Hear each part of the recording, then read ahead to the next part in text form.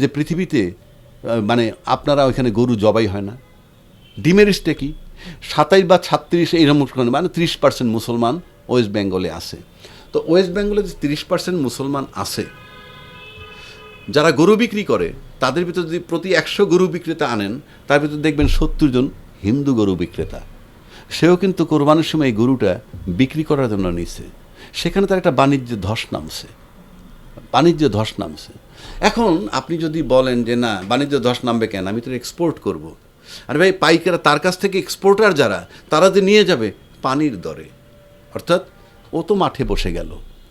তো যে সিদ্ধান্ত ফাইনালি যখন আপনি গরুটাকে মানুষ খায়, সে যে ধর্মের যেভাবেই খাক, মুসলমান কোরবানির নামে জবাই করে খায় আর এক্সপোর্টের নামে আপনি বহির্বিশ্বে পাঠান, ফাইনালি মানুষে খায়। ফাইনালি যখন মানুষে খায়, তাহলে আমি এই প্রক্রিয়ায় গিয়া আমি আমার নিজের আমার যে একটা জনগোষ্ঠীর ধস নামাবো অর্থনৈতিক, কেন নামাচ্ছি আমি ঠিক বুঝতেছি না। পশ্চিমবঙ্গে মুসলমানরা গরু কুরবানি না করার সিদ্ধান্তে অটল রয়েছে। বিজেপি ধর্মীয় রাজনীতির মাঠে মারা গিয়েছে। আপনি কি মনে করেন?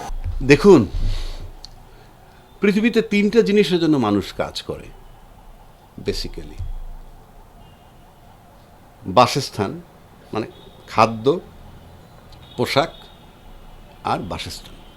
এর বাইরে কোনো কাজ নেই। আপনি গল্প যতই করেন, সেটা কি, আপনি ভালো বেতন পাইলে কি করবেন? ভালো কাপড় পরবেন, ভালো ঘরে ভাড়া থাকবেন, ঠিক আছে, আর খাবেন, আর ফুডিং, লজিং, আর একটা হলো ক্লোথিং। ভালো কাপড় কিনবেন, ভালো খাবেন, একটা ভালো বাসায় থাকবেন। এরপরে যদি বলেন আর কি লাগে, বাকিটা হলো লাক্সারি। আপনি এখন রিক্সায় চলতেছেন, কিছু টাকা বেশি হইলে একটা মোটর সাইকেল কিনবেন, আরও কিছু টাকা বেশি হইলে প্রাইভেট কার কিনবেন। এগুলো কিন্তু লাক্সারি। মেইন দরকার ফুডিং, লজিং অ্যান্ড ক্লোথিং, কাপড়, খাওয়া দাওয়া এবং বাসস্থান। এখন আসেন, যেই প্রশ্নটা আপনি আমাকে করলেন, প্রশ্নটা জানি কি, এখন ভারতে কোরবানি নিয়ে একটা কথা আসছে। এই যে ফুডিং, লজিং সাথে খাওয়া দাওয়ার সম্পর্ক, আপনি দেখবেন আল্লাহর যত সৃষ্টি বা যেভাবেই নেচারের যত সৃষ্টি, সব কিন্তু জীবন্ত, যেগুলি চলাফেরা করে, একটা আরেকটার খাবার। যেমন বোয়াল মাছ, সে ছোট ছোট মাছ খেয়ে ফেলে, সিংহ ছাগল খেয়ে ফেলে, বাঘ হরিণ খেয়ে ফেলে। তার মানে একটা আরেকটার খাবার। আর্টিফিশিয়াল কোনো খাবার পৃথিবীর মানুষ খায় না, নানান ফর্মে খায়।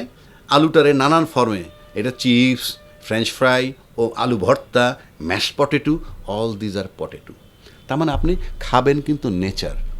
আপনি গরু জবাই পশ্চিমবঙ্গে বন্ধ করে দিলেন, কি জন্য? কি ব্যাখ্যা? এটা অমানবিক, কিংবা এটা মাতৃতুল্য, ইত্যাদি ইত্যাদি ব্যাখ্যা, ফাইন।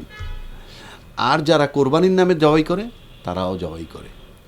আপনি যখন মাংস এক্সপোর্ট করেন, তখন তো ওটা জীবিত থাকে না, ওটাকে জবাই করা হয়। এবং আলটিমেটলি গরুর গোশতটা কিন্তু কেউ না কেউ খাবে। ফাইনালি আপনি জবাই করলেন, প্রসেস করলেন, এখান থেকে অস্ট্রেলিয়া পাঠান, কানাডা পাঠান, এবং এই 4-5 হাত করে লাস্ট যিনি কনজিউমার, যিনি খেয়ে ফেলবেন রান্না করে, তখন ওই প্রোডাক্টটার এন্ডিং কনজিউমারের কাছে যাওয়ার পর যিনি খেয়ে ফেলবেন।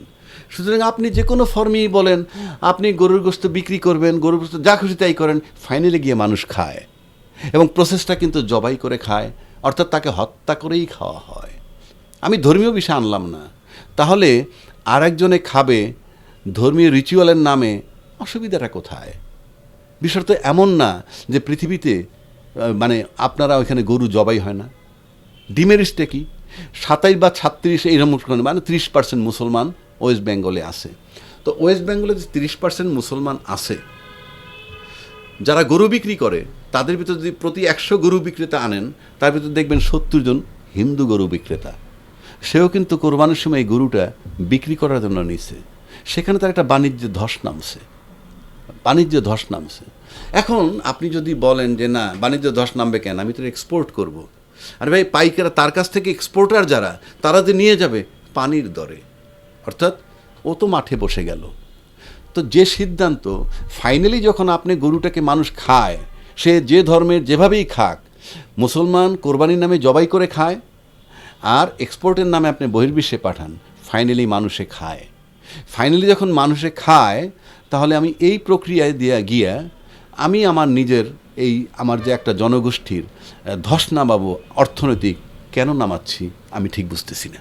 ভারত কি কখনো আমাদের সঙ্গে বন্ধুত্বসুলভ আচরণ করবে বলে মনে করেন? ধন্যবাদ আপনাকে আপনার এই সর্বশেষ প্রশ্নের জন্য। সেটা হলো যে দেখেন, বন্ধুত্ব ভাইস ভার্সা। আপনি প্র্যাকটিক্যাল লাইফে আসেন, যে লাইফে আপনার কোনো চাওয়া পাওয়া থাকে না, অর্থাৎ কাম, ক্রোধ, লোভ, মোহ, মৎসর্য, হিংসা, কিনা, রিয়া, কামনা, বাসনা থাকে না, তখনকার যে বন্ধুত্বটা ফ্যান্টাস্টিক। শিশুকালের বন্ধুত্ব ধরেন, ও চকলেট খাইতেছে, আপনি পাইচ্ছেন না, ওটা থাবা দিয়ে খাচ্ছেন, কোনো বাজে ইন্টেনশন নাই, মারামারি হচ্ছে, আবার মিশে যাচ্ছেন। কিন্তু একটা সার্টেন লেভেলে এসে এগুলা হয়ে যায় গিভ অ্যান্ড টেক। সুতরাং আপনার বন্ধুত্ব একটা দেশের সাথে আর একটা দেশের বন্ধুত্ব বলতে এই জগতে এই মুহূর্তে পৃথিবীতে নাই। এখন পৃথিবীটা হইল চাওয়া পাওয়া, অর্থাৎ আপনি আমাকে কি দিবেন, আমি আপনাকে কি দিব, এর ভিতরে 1 নম্বর। 2 নম্বর, বন্ধুত্ব একতরফা হয় না। সেটার জন্য ভারতের সাথে বাংলাদেশের ডিপ্লোম্যাটিক্যালি একটা কঠিন ডিপ্লোম্যাটিক রিলেশন তৈরি করতে হবে, যেই রিলেশনটার মধ্যে আস্থা, বিশ্বাস, মর্যাদা সব কিছু থাকতে হবে, এবং এটা ভাইস ভার্সা। এবং এই গ্লোবাল ভিলেজে আপনি ভারতকে বাদ দিয়ে চলতে পারবেন না, কারণ এত বড় একটা প্রতিবেশী আপনার। এবং সেক্ষেত্রে আজকে আমি যদি ব্যক্তিগতভাবে আপনি আমাকে বলেন, সেক্ষেত্রে প্রতিবেশী দেশ আমাদের, আজকে প্রধানমন্ত্রী যেমন 3 মাস হইল, এখন পর্যন্ত কোনো একটা রাষ্ট্র ভিজিট করেন নাই। কিন্তু নর্মাল কোর্সে, যেহেতু আমি গ্লোবাল ভিলেজের একটা পার্ট, আমার বিশ্বের সাথে রিলেশনটাকে অনুধাবন করতে হবে যে কেন আমেরিকান পররাষ্ট্রমন্ত্রী এসে কলকাতা পর্যন্ত ঘুরে যায়। বিশ্বে তেলের বাজার নিয়ে একটা মারাত্মক ব্যাপার চলছে, আপনি হরমুজ প্রণালী নানা আলাপ আলোচনা চলতেছে, রাশিয়ার সৈন্য ইন্ডিয়াতে বসার ব্যবস্থা হচ্ছে। এগুলো তো সব ইন্টার রিলেশন, একটার সাথে আর একটা। এগুলা ওয়াচ করা দরকার, অবজার্ভ করা দরকার, তারপরে সিদ্ধান্ত নেওয়া দরকার।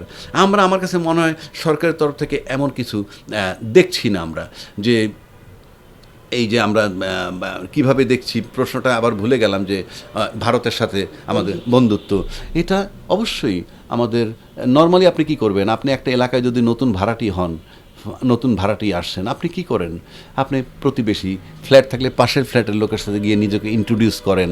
এটা কিন্তু নৈতিক দায়িত্ব। এখন বিএনপি দল পুরনো, কিন্তু তারেক রহমান সাহেবের তো দীর্ঘদিন প্রবাসে ছিলেন, সেখান থেকে আজকে এমন একটা টার্মোয়াল সিচুয়েশনের ক্ষমতাটায় বসছেন যে মানে তুষের আগুনের উপরে দেখতেছেন আগুন নাই, কিন্তু ইনফ্যাক্ট আগুনের উপরে দাঁড়াইছেন। এবং আমার কাছে মনে হয় খুব ব্যাড টাইমে আমরা টেক ওভার করছেন, কারণ এখন জিও পলিটিক্সটা এমন একটা জায়গায় চলে আসছে, এখানে আপনি সব দিক রক্ষা কিভাবে করবেন। সেক্ষেত্রে আমাদের এই ভিজিটগুলা, অন্তত প্রতিবেশীর এখানটা ভিজিট দরকার ছিল 1।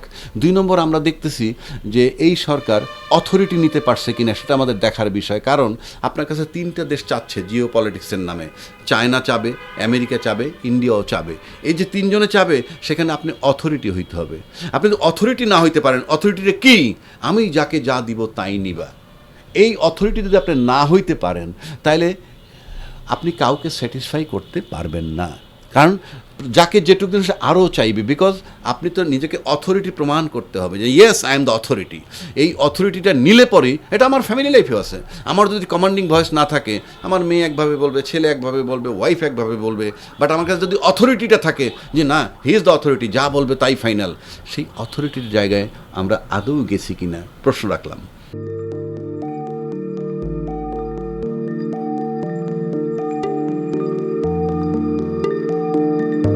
পহেলা জানুয়ারি 2026 ইউটিউব জার্নালিজমের অগ্রদূত changeTV.press সংগ্রাম মুখর 7 বছর পেরিয়ে পা রাখলো গৌরবান্বিত 8 বছরে। এই আনন্দ প্রহরে সবাইকে নিরন্তর শুভেচ্ছা। আমি নিজেকে ধন্যবাদ মনে করি, আমি সৌভাগ্যবান। চেঞ্জটিভির পক্ষ থেকে আমার সাক্ষাৎকার নেওয়ার জন্য তারা আসছেন, এবং চেঞ্জটিভি দীর্ঘ 8 বছর ধরে এই কাজগুলি করছে। আমি তারা অনেক ভালো কাজ করেছেন, দেশের মানুষের সুখ দুঃখের কথা প্রত্যক্ষ তুলে ধরছেন। আমার আশা থাকবে চেঞ্জটিভি সামনের দিকে উত্তরোত্তর আরো সমৃদ্ধ হবে। একটাই শুধু আমাদেরকে উপদেশ দিতে চায় তাদের কাছে, সেটা হচ্ছে সত্য কথাটা মানুষের সামনে তুলে ধরা, মানুষের ভিতরে কি চায় তাদেরটা তুলে ধরা, মানুষের প্রত্যাশা তুলে ধরা, এবং মানুষের মধ্যে এই যে দেশাত্মবোধটা এবং সত্যবাদীটা এটা জাগরণ করে চেঞ্জ টিভির সামনে থেকে এগিয়ে যাবে, এবং যারা দেশের কথা চিন্তা করে এবং দলমত নির্বিশেষে যে লোকগুলো আছে তারা দেশের কথা চিন্তা করে, দেশের উন্নয়নের কথা চিন্তা করে, কোনো পক্ষপাতিত্ব করে না, তাদের বক্তব্য দেশের মানুষের তুলে ধরা, এই কাজগুলি সামনে এগিয়ে নিয়ে যাবে, এটা আমাদের প্রত্যাশা। অনেক ধন্যবাদ আপনাদেরকে, দেশবাসীকে, দেশবাসী পক্ষে সবাইকে আমি ধন্যবাদ জানাচ্ছি। changeTV.press, এক ফোঁটা হলুদ নেই।